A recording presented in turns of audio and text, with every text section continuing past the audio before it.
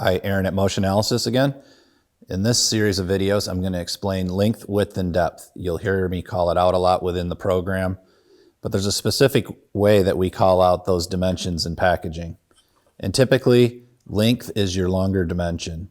And normally, length is along the opening when it comes to standard cartons. So in this folding carton, I'm just going to open it up that I'm going to use later in my demos. So this will be my length dimension. So I want to get the internal dimension from it. And I did that at 3 inches. So my length will be 3. My width, the internal dimension, notice I go and measure from the 0 is 1.5. And then my depth dimension inside, notice that it's 3 7/8. So that is how I call out the dimension on the folding carton. Later, I'll explain in the STE, this little notch area, how that's a lock. That'll come up in my other video. But anyways, that's the length, width, and depth for this. So then I had calculated my insert. So I have a video on how I made this insert. But once I had the insert, I need to figure out this carton, because this carton was going to go inside of here.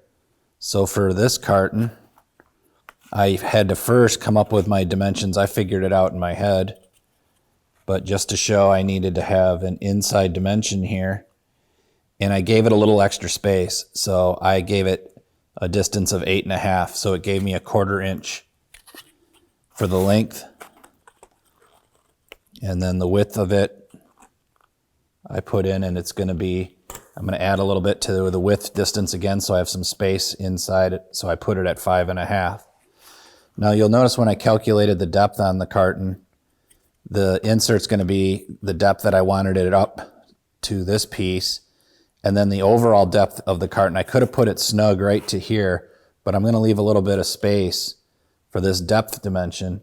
And the reason I did that, in case I wanted to put a booklet or a piece of foam, I gave myself a 1/4 inch of space on the top of that. So you'll notice when I come in to enter this in the software, it asks for length, width, and depth. And again, so this is my opening, and this is the longer dimension. So my length will be running, this is the length, this is the width, and this is the depth. And again, I didn't go, when you call out the dimensions on a carton, they aren't the outside of the carton. Notice here, if I go left to right, it's 9.5 inches. So my inside dimensions are only 8.5. So that takes an extra 1/2 inch to do all the folds and all the tucks. So when we call out length, width, and depth in packaging, it's our internal dimensions.